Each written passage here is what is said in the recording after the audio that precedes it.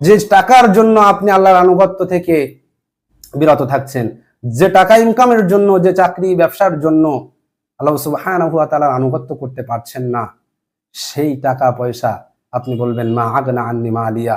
আপনি বলবেন, আল্লাহ বলছে যে আপনিই বলবেন ভাই, মা আগনা আন্নি মালিয়া, আমার টাকা পয়সা তো কোনো কাজে আসলো না, আমার টাকা পয়সা ব্যাংক ব্যালেন্স তো দুনিয়ায় সব শেষ হয়ে গেছে, যার জন্য আমি আমার পুরো জিন্দেগিটা, পুরো দুনিয়ার জীবনটা আমি শেষ করে দিয়েছিলাম, সেটা তো শেষ।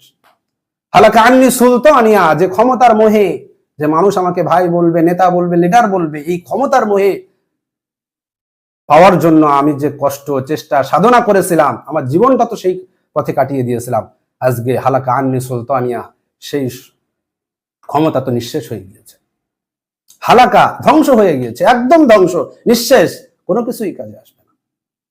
তার জন্য এটা করেছেন, কিন্তু আল্লাহ সুবহানাহু ওয়া তাআলার আনুগত্যে আপনি আসেননি মৃত্যুর আগে। আপনাকে এই আয়াতগুলো ডেকে ডেকে বলছে, হে আমার মুসলিম উম্মাহ, হে আমার বান্দা, হে আমার গোলাম, তোমাদেরকে কিয়ামতের ময়দানে দুইটা হাতে আমলনামা দেওয়া হবে। ডান হাতে দেওয়া হলে তোমরা শান্তিতে থাকবে, আর বাম হাতে দেওয়া হলে তোমরা এই কথাগুলো বলবে, আফসোস করবে যে আমলনামায় তো কোনো পুণ্য নেই, সব পাপে ভরা, আমলনামায় তো কোনো কল্যাণ নেই, অকল্যাণে ভরা। এই আমলনামা যদি আমাকে না দেওয়া হতো, আমি যদি হিসাবের সম্মুখীন না হতাম, আমি যদি মৃত্যুই সব ঠিক হয়ে যেত, আমার তো টাকা পয়সা কোনো কাজে আসলো না, আমার তো ক্ষমতা কোনো কাজে আসলো না। এই কথা বলার আগে আপনি আল্লাহ সুবহানাহু ওয়া তাআলার আনুগত্যে আসেন। কিয়ামতের ময়দানে আপনি এই কথা বলবেন। আল্লাহ সুবহানাহু ওয়া তাআলা বলেছেন, ইন্না ওয়াদাল্লাহি হক, আল্লাহর প্রত্যেকটা ওয়াদা সত্য।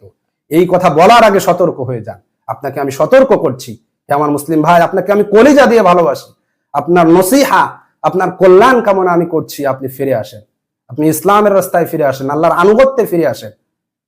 কুরআনুল কারীম আপনাকে যে পথ দেখায় সেই পথে আসেন, আল্লাহর দাসত্ব করেন, আল্লাহর গোলাম হন, আল্লাহর বান্দা হন।